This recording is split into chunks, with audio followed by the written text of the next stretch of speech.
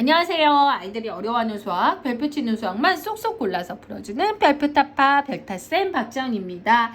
자, 우리 지금 교과서 지금 분석하고 있어요. 드디어 1학년 교과서 이제 들어가는데요. 1학년 어머님도 굉장히 이제 걱정 많고 갑자기 100도 나오고 두 자릿수 더하기 두 자릿수도 나오고 막 어려워진다는 생각 많이 들을 거예요. 근데 그렇지 않다는 거 저랑 같이 한번 보도록 하겠습니다. 1학년 어머님들이 가장 중요한 건요.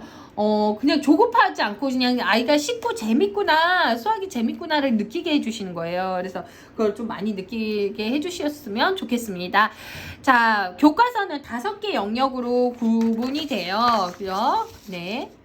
수와 연산, 수연산, 그리고 도형, 그리고 측정, 그리고 규칙성, 그리고 확률과 통계. 이렇게 나뉘는데요. 우리가 1학년 때에 여기에서 이제 보시면 2학기 때 100가지의 수, 이건 수와 연산 부분이죠. 1학년 2학기 때 유난히 수와 연산 부분에 집중이 돼 있어요. 덧셈과 뺄셈 하나, 덧셈과 뺄셈 2개, 덧셈과 뺄셈 3, 3번 시리즈가 3개가 나와 있고요. 각각 내용은 좀 다른 거로 되어 있어요. 그 다음에 여러 가지 모양 나와 있는데요. 여러 가지 모양 우리 1학기 때 입체 도형 배웠고 2학기 때 평면 도형 배워요. 엄마들이 생각할 때는 평면 도형이 더 쉬울 것 같잖아요. 근데 왜 입체 도형이 먼저 나오냐면 교실이나 생활 주변에서 여러 가지 모양을 관찰할 수 있는 게 사실은 입체 도형이거든요. 그래서 이게 1학기 때 나오고 그것의 일부인 평면에 대해서 2학기 때 배우고요. 여기 이제는 5단원의 시계 보기에서는 측정에서는 몇 시나 몇 시 몇 분에 대해서 이제는 그걸 읽고 네, 모형시계로 나타날 수 있는 부분에 대해서 말씀드릴 수 있습니다. 100가지의 수 한번 같이 보시면요. 1학기 때는 50가지의 수만 나와 있어요. 근데 이번에는 100가지의 수에 대해서 나와서 100에 대한 개념을 배우고요. 그리고 수를 세고 읽을 수 있고 100가지의 자리값이랑 위치적 기수법을 이해하고 그리고 두 자릿수를 읽고 쓸 수 있어요.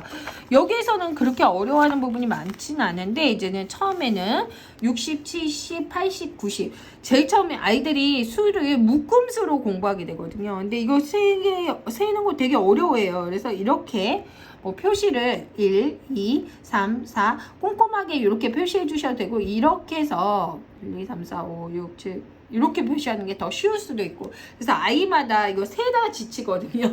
그래서 셀 때 좀 노하우를 알려주시면 좋을 것 같고요. 60은 60 70은 70 이게 입에 탁탁 붙지 않아요. 그래서 우리가 어머님들 아버님들 막 80, 90 막 이런 거 잘 안 쓰잖아요. 그래서 이런 것들 좀 익숙할 수 있게 그런 거에 대해서 이야기해 주시면 좋을 것 같고요. 그 다음에 99가지의 수가 나와요. 이거는 묶음수와 그리고 뭐예요? 낱개에 대해서 나오거든요. 그래서 50 이상의 60 이상의 묶음수랑 그리고 낱개에 대해서 아이들이 공부할 수 있도록 이야기해 주시면 돼요. 그래서 묶음수와 낱개 나왔어요. 그 다음에 여기에서 이제는 드디어 수의 순서에 대해서 나와요.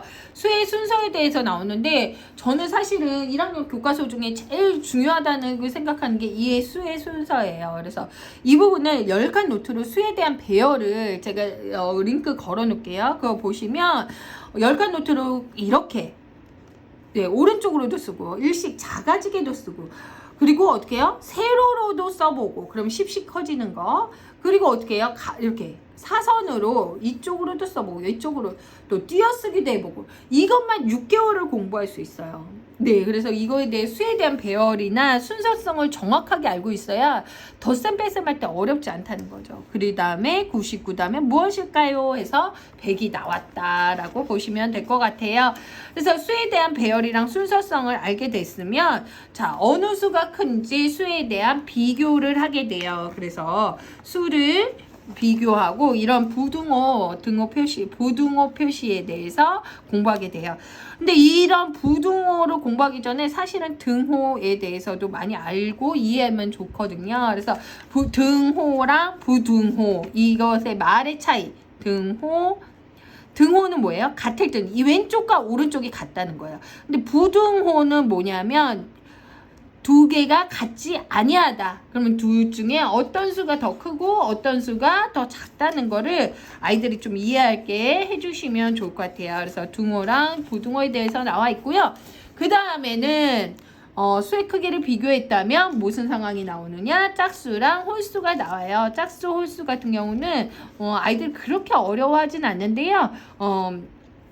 아이들한테 뭐 짝수는 이런 식으로 짝을 지을 수 있는 거와 짝을 지을 수 없으면 홀로 된 것이 하나 남지, 그래서 홀수라고 하는 거야. 그래서 짝수와 홀수에 대한 개념을 좀 이야기해 주시면 좋을 것 같습니다. 자, 그 다음 이제 덧셈-값-뺄셈 1번까지 오늘 말씀드릴 건데요. 자, 덧셈-값-뺄셈 1번에서 이제 어떻게 계산할까 이렇게 내용이 나와요. 덧셈-값-뺄셈 여기 덧셈을 해볼까요? 1번, 2번, 그리고 덧셈을 해볼까요? 3번, 그리고 그림을 보고 덧셈을 하는 방법에 대해서 나와 있고요. 그 다음에 뺄셈도 1번, 2번, 3번, 그 다음에 뭘까요? 네, 맞습니다. 그림을 보고 뺄셈을 해볼까요? 이렇게 교과서의 흐름이 굉장히 이렇게 되어 있어요. 그러면은 덧셈을 해볼까요? 여기에서는 그렇게 어려운 덧셈이 나오는 건 아니고요. 올림은 없어요. 올림은 없고 뭐예요? 두 자릿수 더하기 한 자릿수가 나온다.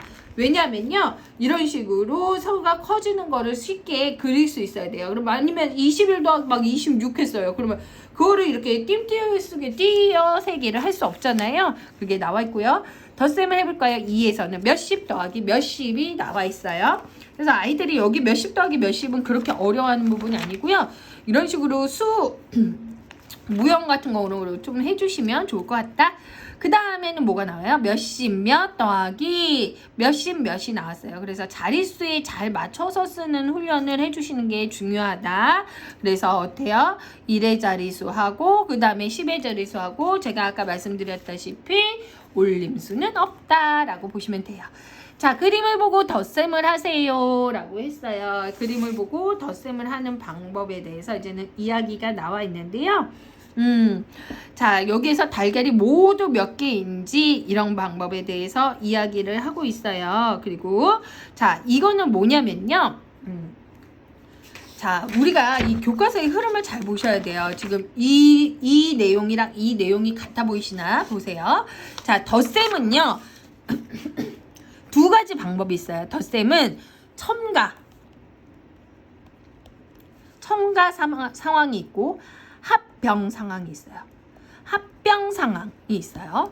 첨가 상황에는 이게 왜 중요하냐면요. 이게 문장제 문제에 이런 것들이 나와요. 그러면은 아이들이 엄마 이거 더해야 돼, 빼야 돼 이렇게 얘기하는데 이거에 대해서 좀 쉽게 이해를 엄마가 하고 있고 설명을 해주셔야 돼요. 자, 처음에 주어진 양에 둘째 번 양이 더해지는 상황. 자, 그럼 뭐예요? 이거는 5자루 연필이 있었어. 5자루 연필이 있었는데 3자루의 연필을 더 주었어. 이것도 뭐예요? 첨가 상황이죠. 이것도 5 더하기 3은 8이라는 거예요. 합병 상황은 뭐냐면 두 개의 양을 더한 거예요. 이쪽에 왼쪽에 5개, 셋, 넷, 5개. 오른쪽 손에 3개 있었어요. 자, 두 개의 양은 모두 몇 개입니까? 이거를 엄마랑 다양하게 경험을 하고 이것도 5 더하기 3은 8이죠. 이거는 나란히 합한다. 이거는 더 첨가한다. 더해서 첨한다. 네, 첨가하여 더한다. 네, 이런 뜻이 되는 거예요. 그래서 덧셈에 대해서 생활 속에서 이런 상황을 연습을 많이 해주셔야 돼요. 이게 첨가인지 아이한테 첨가야 이건 합병이야가 아니라 여기 있는 게 이렇게 들어오는 상황이 있고 두 개가 동시에 더해지는 상황이 있어. 자, 이거는 볼게요. 이거는 뭐예요? 21 더하기 뭐예요? 15죠. 이거는 무슨 상황이냐? 합병 상황이에요. 합병. 네, 합병 상황이에요. 이건 뭐예요? 40이 있었는데 7개가 더해진다. 이거는 무슨 상황이야? 첨가 상황이에요. 그래서 이거를 두 개를 좀 이해하고 있어야 교과서 안에서 이런 상황이 나오는데 사실은 뭐 그냥 더하기 예구나 이렇게 생각하거든요. 그래서 엄마가 이런 상황을 좀 이해하고 아이랑 이야기해 주시면 좋겠다라고 말씀드립니다. 그 다음은 뺄셈을 해볼까요? 그랬어요. 그래서 뺄셈 아까도 똑같죠. 1번은 뺄셈 해볼까요? 1번은 두 자리에서 한 자릿수를 빼는 거. 그 다음에 2번은 뭘까요? 몇십에서 몇십을 빼는 거. 자, 3번은 뭘까요? 몇십 몇에서 몇십 몇을 빼는 거예요. 그래서 아이가 어려워하면 이런 식으로 이제는 수 막대를 좀 가지고 오셔서 빼보는 거 굉장히 제가 강하게 추천드립니다. 그 다음은 그림을 보고 뺄셈을 하세요 그랬어요. 그렇죠. 이거는 제가 이제는 여기에서도 뺄셈, 덧셈은 아까 제가 뭐 했어요? 첨가랑 합병이 있다 그랬잖아요. 요거는 뺄셈은 교과서에 두 가지 종류가 나와요. 구잔과 구차가 나와요. 네. 구잔과 구차. 구잔은 뭐냐면 남아있는 양을 구하는 거예요. 말이 좀 어려워요. 그죠? 남아있는 양을 구하는 거예요. 그래서 처음 주어진 양이 있는데 하나, 둘, 셋, 넷, 다 6개가 있는데 여기에서 양을 빼는 거예요. 얘를 2개 빼는 거예요. 2개를 빼는 거예요. 그러면 얘는 나머지 자녀는 몇 개니? 이런 거예요. 연필이 6자루가 있습니다. 이 중 2자루를 동생에게 주었습니다. 남은 연필은 몇 개입니까? 남은. 그러면은 자녀가 몇 개입니다. 구잔. 자녀를 구하라. 구차는 뭐냐면요. 2개의 양을 비교하는 거예요. 양을 비교하는 거예요. 나는 연필이 6자루 있습니다. 하나, 둘, 셋, 넷, 다 6자루 있습니다. 그리고 동생은 연필을 2자루 가지고 있습니다. 그러면 나는 동생보다 연필을 몇 자루 더 가지고 있습니까? 2개의 양을 비교하는 거죠. 둘 다 빼기예요. 둘 다 뭐예요? 6 빼기 2예요. 근데 얘는 뭐를 구한다? 6 빼기 2는 정답은 4지만 차이를 구하는 거고 얘는 자녀를 구한다. 그래서 이런 그런 두 가지 상황을 아이가 이해하고 좀 생각을 해주셔야 된다는 거예요. 얘는 뭘까요? 몇 개 더 많은지 알아봅시다. 얘는 구차. 2개의 양을 비교하는 거. 이게 왜 중요한다고요? 나중에 응용 문제, 문장집 문제에서 아이들이 이야기하셔요. 이거는 뭐예요?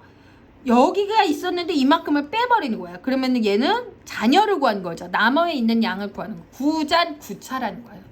이 말을 아이가 굳이 알 필요는 없지만 엄마는 이 상황을 알고 그거에 대한 좀 대처를 좀 시켜주셔야 된다. 이렇게 말씀드립니다. 그래서 구잔 구차, 첨가 합병 어려운 말이지만 어머님들 좀 알고 계셨으면 좋겠습니다. 다음 시간은 여러 가지 모양에 대해서 공부해 볼게요. 다음 시간에 만나요.